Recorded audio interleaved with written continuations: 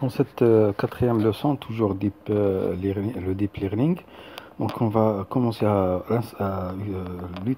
utiliser ce framework TensorFlow toujours.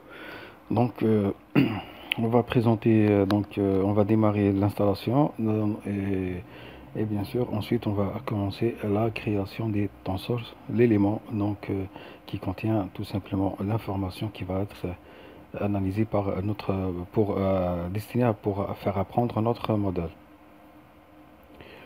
Donc, il y a deux versions pour TensorFlow. Donc, l'ancienne version, c'est la version 1 et la nouvelle version, c'est la version 2. Il y a une chose, juste une petite remarque, puisqu'il y a plein de personnes qui ont déjà conçu des modèles avec la version 1, l'ancienne version, il faut juste,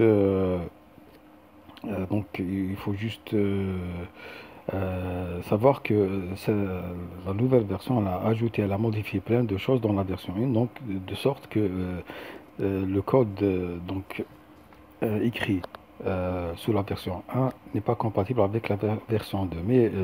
Mais pour ne pas engendrer un travail colossal concernant la migration vers le code vers la nouvelle version, Google elle a donné l'opportunité à ceux qui ont développé avec la version 1 de garder leur code exécutable, même avec des appels la version 2. Donc pour cela, il suffit juste, au lieu de, par exemple, importer TensorFlow de cette façon, on va écrire ce code, donc cette ligne, import TensorFlow compat v1 as tf. Voilà, c'est tout. Donc ceux qui ont un code écrit dans la version 1, lorsqu'ils vont importer TensorFlow, il va suffire d'écrire cette ligne de code pour que leur code soit compatible avec la nouvelle version.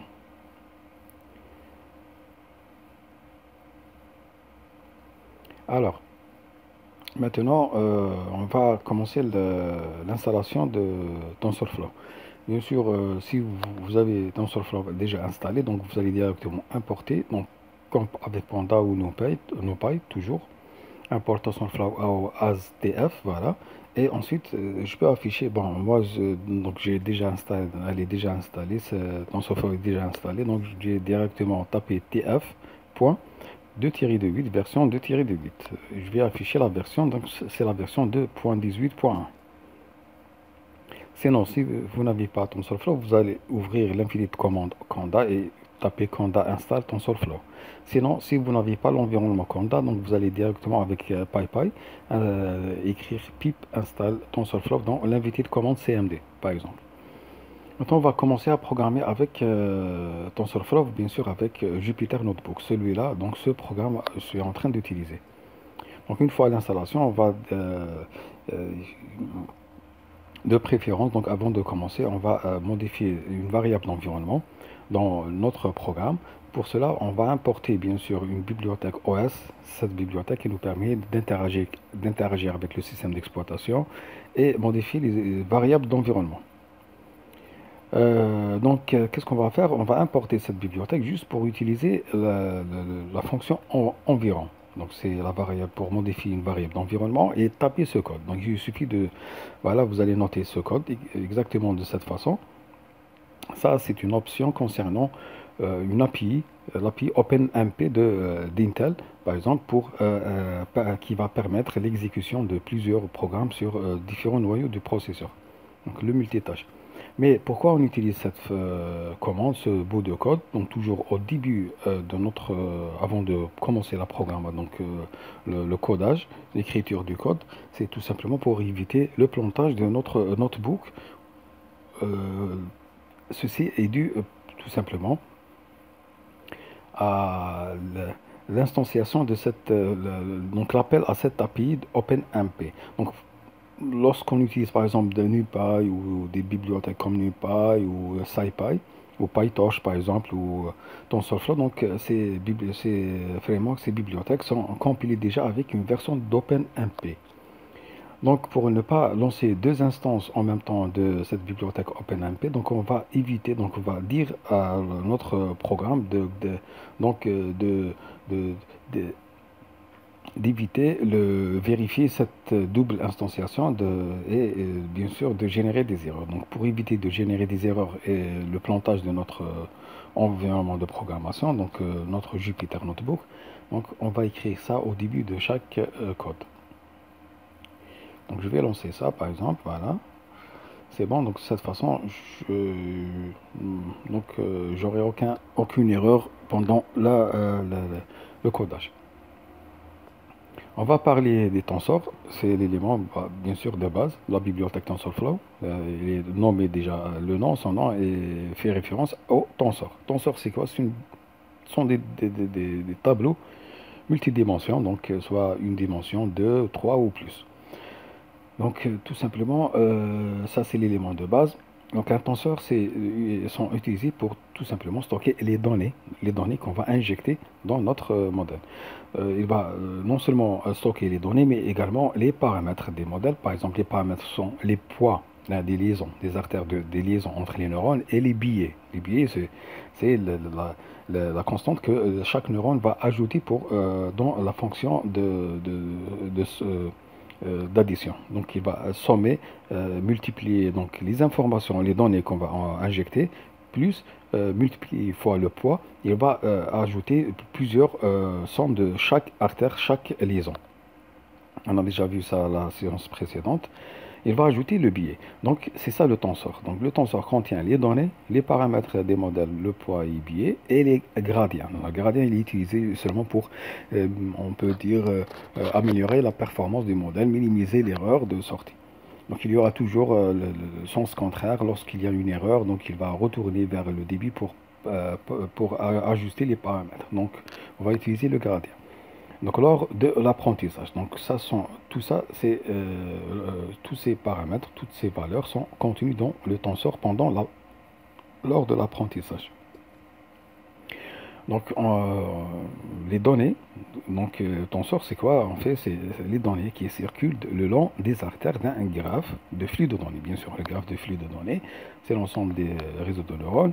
Euh, donc c'est ça les tenseurs. Donc ça c'est un graphique, ça, bon, c'est une image, c'est une figure qui représente par exemple, ça ce sont les nœuds, hein. Chaque nœud contient une opération, par exemple des opérations mathématiques, différentes opérations mathématiques, voilà, exponentielles, etc. Et ça sont les artères, voilà, ça sont les artères, ok. Une autre figure qui, voilà, c'est plus, cette figure elle est plus simple, elle est plus claire. On a des données injectées, par exemple 3 et 4. Ça sont des neurones d'entrée, donc la première couche. Ensuite, on a des neurones intermédiaires. Ensuite, donc chaque neurone est connecté avec l'autre avec des artères, des liaisons. Chaque liaison, elle va transporter la donnée. Et bien sûr, il y aura des opérations mathématiques dans chaque nœud. Ensuite, la sortie, elle va vers le nœud de sortie pour avoir un résultat final. Voilà. 3, 4, multiplication, ça va donner 12. Et 3, 4, addition, ça va donner 7. Et addition 7, 12, ça va donner 17. Donc voilà. Donc tout ça, tous ces paramètres du modèle, donc le poids, le billet, donc les données, et bien sûr, en cas d'erreur, il y a un retour. Donc l'erreur elle va être ajustée à travers le gradient, donc pour calculer, pour minimiser, pour rendre le modèle plus performant. Donc ça va changer les paramètres pour avoir un résultat plus acceptable. Et les tenseurs, c'est ça, il y a plusieurs types de tenseurs. On a le tenseur, par exemple, 1D, on a le tenseur 2D, le tenseur 3D, 4D et 5D. Voilà, vous voyez, il y a plusieurs dimensions. 1D, c'est un vecteur, 2D, c'est une matrice, 3D, donc c'est une matrice avec profondeur, etc. Ok. Donc, un tenseur est identifié par trois paramètres. On a le rang, la forme et le type de données qu'il va portée. Donc le rang, c'est quoi? C'est tout simplement un nombre de dimensions ou ordre dans le contexte informatique. Donc, d'un tenseur est bien le nombre de ses indices ou axes. Voilà. Par exemple, pour un scalaire, c'est un nombre bien précis, un chiffre, un nombre, un seul rang, une seule valeur, donc le rang c'est 0. Un vecteur, donc un rang 1, donc euh, plusieurs lignes. Une matrice, c'est un tenseur de rang 2, donc un tableau 2D. Ça, c'est un tableau 1D, ça, c'est un tableau 2D, donc c'est rang 2. Et on a des tenseurs peuvent avoir des rangs plus élevés, par exemple 3D, pour représenter par exemple des données d'image en couleur. Donc ça va être hauteur, largeur et canon de couleur. Ça veut dire le système de couleur, RVB par exemple. Donc ça, en ce qui concerne le rang, ça c'est un paramètre des tenseurs. Le deuxième paramètre, c'est la forme ou shape. La forme, tout simplement, dans un tenseur, c'est un tuple, c'est une tuple, donc structure de données Python, qui indique la taille de chaque dimension. Donc, par exemple, un vecteur de 5 éléments, donc un vecteur, une seule dimension, a une forme de 5 virgules, entre parenthèses, donc une tuple. Une matrice, 3 lignes, 3 colonnes, a une forme de 3, 3. Et un tenseur pour une image, par exemple, couleur, 24 fois 24, peut avoir une forme de 24, 24, 224, 224,3. Ça veut dire quoi? Ça, c'est la longueur, ça, c'est la largeur, et ça, c'est 3, c'est RVB. Donc ça, c'est les canaux couleurs. Type de données, bien sûr, puisque le tenseur va porter des données, il va contenir des données. Les données peuvent avoir plusieurs types. Donc, on a le float, soit entier, integer, ou booléen, ou chaîne de caractères string. Voilà, ça c'est les différents types de données qu'un tenseur peut contenir. Et bien sûr, ça dépend, par exemple float, on l'utilise par défaut, c'est le float 32. On a par exemple, ça c'est ça c'est un float 32 utilisé pour avoir en même temps une meilleure précision et une meilleure vitesse donc pour le modèle. Le float 63, donc il consomme plus de mémoire, mais il est utilisé dans le calcul scientifique qui nécessite une autre précision. Le float 16, c'est un nouveau format, donc il est récent, cette format est récent, dynamique. Donc il est utilisé surtout pendant l'entraînement des modèles. On a l'entier, donc type de données entier, integer, donc il est utilisé des nombres entiers sans virgule, bien sûr. On a l'integer 8, 16, 32 et 64. Voilà. Le booléen, donc pour les valeurs true ou false. Donc voilà le type tfbool. Donc ça c'est lorsqu'on veut créer par exemple un tenseur avec des types de données bien précis, on va mentionner ce type de données tf.bool. Et chaîne de caractères, bien sûr, chaîne de caractères string. Donc les tenseurs ne sont rien d'autre que des tableaux multidimensionnels. Dans les chapitres précédents, on a vu combien il est facile de les obtenir grâce à la bibliothèque NumPy. Donc on peut commencer par définir déjà un tenseur avec NumPy. Donc ça c'est comme pour Panda. Donc Panda, on va créer par exemple un dictionnaire. Ensuite, à partir du dictionnaire, on va créer un data frame. C'est la même chose ici. Donc on va importer NumPy. Ensuite, on va créer un tenseur. Bon, une variable t, ça va être, donc cette variable, ça va être un tableau NumPy qui contient 9 valeurs de 0 à 8, et le shape 3, 3, ça veut dire, donc ça va nous donner un vecteur, mais avec le shape 3, 3, on va avoir une matrice, donc 3 lignes, 3 colonnes. J'affiche le résultat, voilà, une matrice 3 lignes, 3 colonnes, de 0 à 8. Ensuite, on va convertir ce tableau, donc NumPy, en tenseur. Donc c'est pour cette raison, donc pour faire ceci, donc on va utiliser la fonction convert to tensor. Voilà, convert to tensor. Donc notre tensor, on va le créer une variable tensor égale. Maintenant, on va faire appel à notre tensor qu'on a déjà importé au début. Donc on a importé TensorFlow, cette bibliothèque, dans cette ligne. Voilà. Donc son alias c'est TF. Donc lorsque j'écris TF, ça veut dire je fais appel au framework TensorFlow.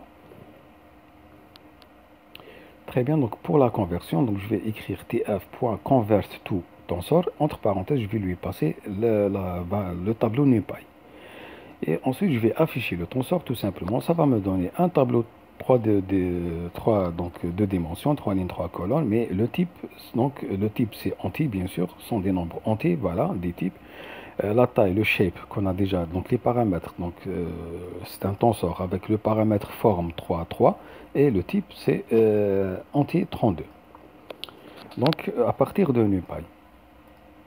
Donc, lors de la conversion d'un tableau, tableau NumPy, on peut modifier le type de données. Donc, pour cette raison, je peux écrire tensor d'une autre variable égale toujours tf, convert to tensor. Je lui passe le tableau NumPy, mais je vais mentionner un autre paramètre, c'est type. Dtype égale float 64. Donc, je vais créer un tensor de type virgule flottante, float. Voilà, float 64. Donc, il consomme beaucoup d'espace mémoire. Je peux, par exemple, écrire 32 pour choisir la moyenne. Donc, le, le, le, le, euh, le juste milieu entre performance, précision et peu de mémoire consommée. Voilà. Donc, cette approche, elle est utile pour le calcul en apprentissage profond en deep learning, donc l'utilisation d'un tableau NumPy, car de nombreuses valeurs d'entrée sont sous forme de tableau NumPy. Mais les tenseurs peuvent être créés directement avec le framework tensor.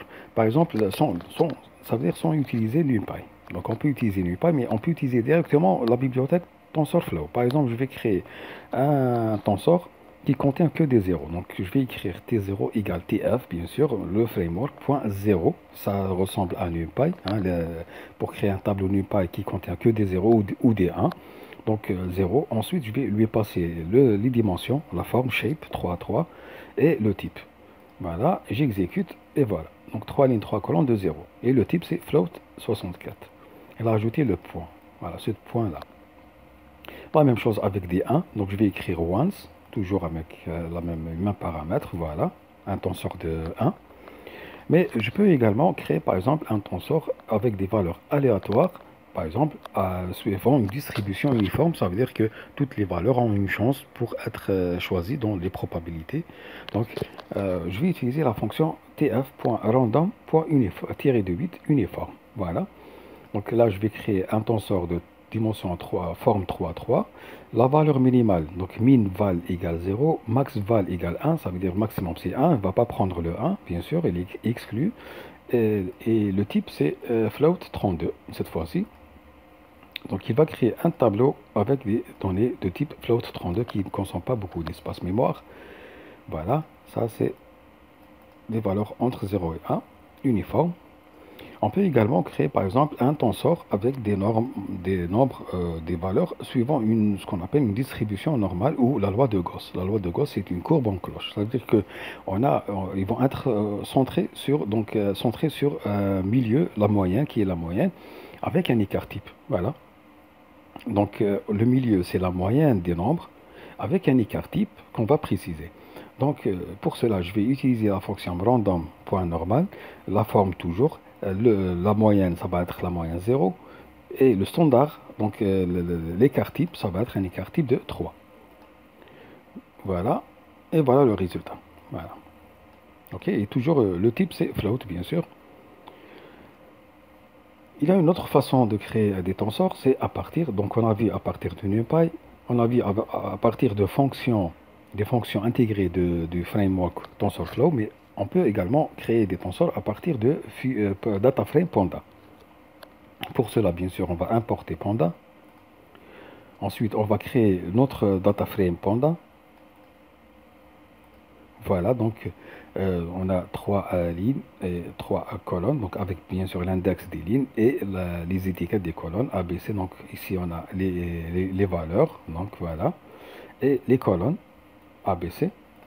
Ensuite, bien sûr, on va convertir ce data frame en tensor. Pour cela, on va créer une variable tensor df égale tf.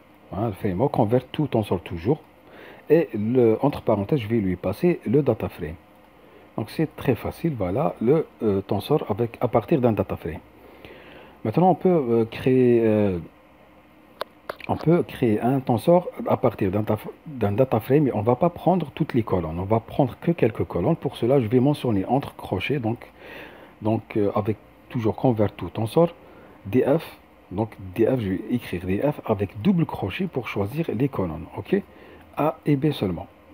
Et voilà, donc j'ai créé un tensor qui contient que les colonnes A et B. Donc c'est exclu. Une autre façon de créer des tensors, c'est à partir d'un fichier, par exemple CSV. Donc on a vu déjà avec Panda comment créer un data frame à partir d'un fichier CSV. Donc c'est ce qu'on va faire. On va créer un data frame à partir d'un fichier CSV. Donc j'utilise read CSV et je vais lui passer le nom du fichier CSV qui se trouve sur le disque dur. Déjà, voilà.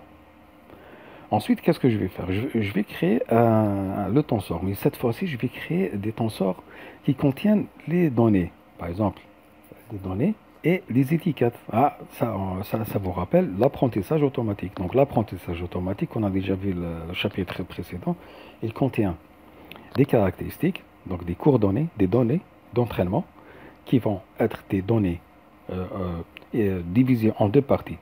Je parle des données d'entraînement toujours, non pas les données d'entraînement et les données de test. Non, je parle des données d'entraînement.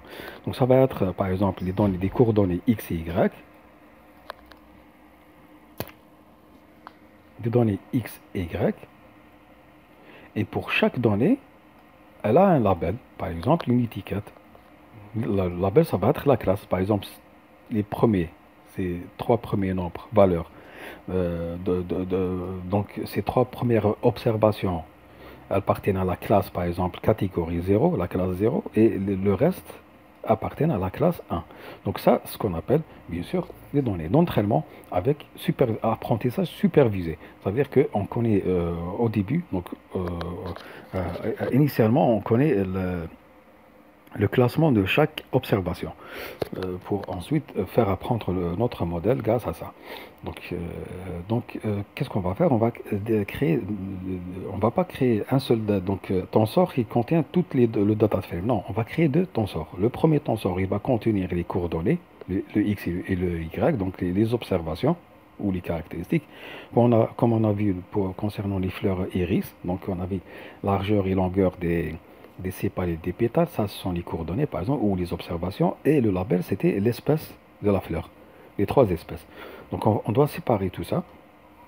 Donc les x et y, on va les créer. Donc le premier tensor qui va contenir les observations x et y, qui contient voilà, ces données, et un deuxième tensor qui contient les classes, donc ça veut dire les labels.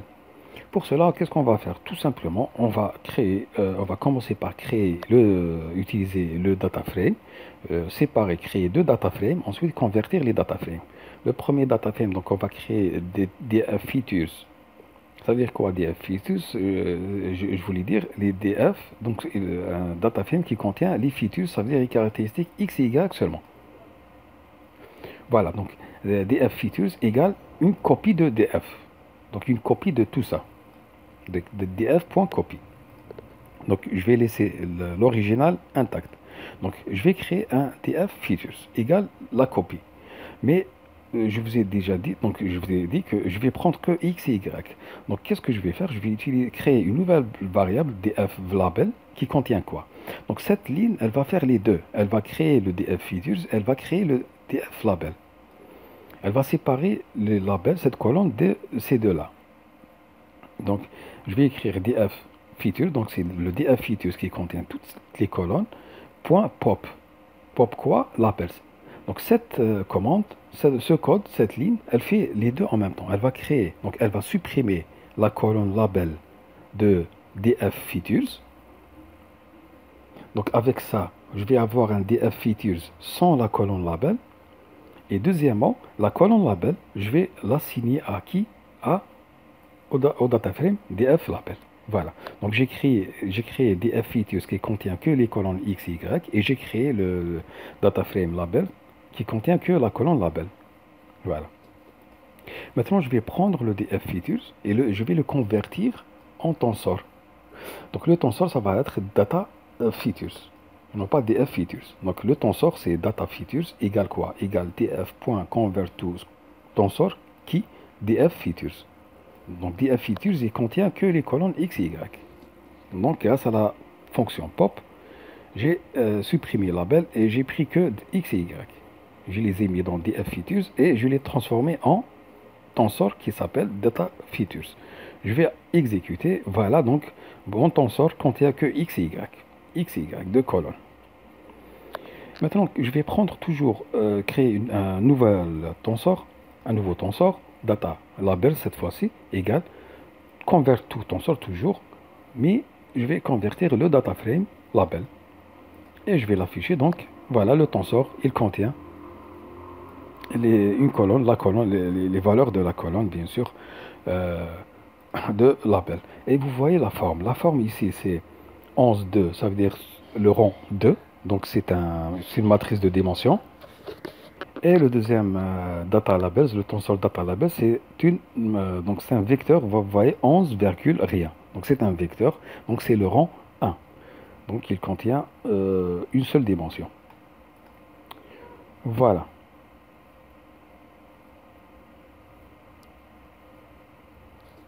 Maintenant, qu'est-ce qu'on va faire? On va découvrir les opérations sur les tensors. Les opérations sur les tensors sont des opérations, la plupart des calculs mathématiques, par exemple la somme, la multiplication entre les tensors. Donc, on va créer deux tensors. T1 qui contient donc des données uniformes, donc aléatoires, uniformes de rang 2, ça veut dire deux dimensions, avec le minimum 0, maximum 1, et le type float 32. Et T2, c'est la même chose. Donc, il va générer des valeurs aléatoires. Donc, je vais créer le premier tensor, le voici, voilà, et le deuxième, le voici. Maintenant, qu'est-ce que je vais faire? Je vais additionner les deux dans une variable. Donc, je vais créer une variable simple qui contient tf add t1 plus t2. Donc, je vais utiliser la fonction add de notre framework tf, TensorFlow. Voilà le résultat, l'addition des deux matrices, des deux tensors plutôt. Je peux faire la multiplication, bien sûr, la même chose. Je vais faire appel à la fonction mathmul, ok, et je passe les deux tensors. Et voilà le résultat, donc un nouveau tensor qui contient la multiplication des deux tensors précédents, T1 et T2. Il y a une autre opération, par exemple, calcul du déterminant. Donc tout simplement le déterminant, il nous fournit des informations essentielles sur la matrice et la transformation linéaire qu'elle représente. Pour voir est-ce que la matrice a, donc par exemple une matrice qui contient par exemple deux lignes et deux colonnes, donc elle doit être carrée. Donc par exemple deux lignes A, B, donc la première ligne c'est A, B, la deuxième ligne c'est C, D. Donc qu'est-ce qu'il va faire? Il va faire A fois D moins B fois C. Voilà. Le résultat, normalement, ça va être soit un résultat négatif, soit un positif, soit 0. Voilà, donc le négatif, c'est comme une autre matrice B. Donc, de telle sorte que A, normalement, A égale B puissance moins 1. Voilà, c'est l'inverse. Donc, voilà, ça c'est en général, mais le résultat négatif, ça veut dire c'est la deuxième matrice. C'est une mémoire, c'est une projection miroir normalement de la première matrice. Ça, ce sont les maths, on a déjà fait ça, mais puisque je ne suis pas mathématicien, donc je suis purement informaticien, bon, je m'intéresse au codage, mais quand même, dans l'apprentissage, donc dans l'intelligence artificielle et la science des données, donc il est important d'avoir des notions de base en ce qui concerne les maths. Voilà, en tous les cas. Euh, donc ça, c'est pour le calcul du déterminant. Donc on va utiliser bien sûr la fonction linalg pour l'algèbre linéaire. Donc l'algèbre linéaire. Donc ça c'est ce qu'on appelle l'algèbre linéaire. Donc je vais calculer donc le déterminant de mon tensor T1. Donc j'exécute et voici le résultat. Donc bien sûr c'est une valeur scalaire. Donc c'est une valeur scalaire. Très bien. Alors, le nouveau module, donc linalg, donc introduit dans tensor, cette fonction, donc linéaire algèbre, donc l'algèbre, cette fonction d'algèbre qui permet de calculer le déterminant point det. J'ai oublié ça, donc je vais écrire tf.linalg.det. Voilà, et je passe entre parenthèses le tensor pour lequel je vais calculer le déterminant. Elle a été ajoutée nouvellement, donc dans la nouvelle version de TensorFlow 2. Le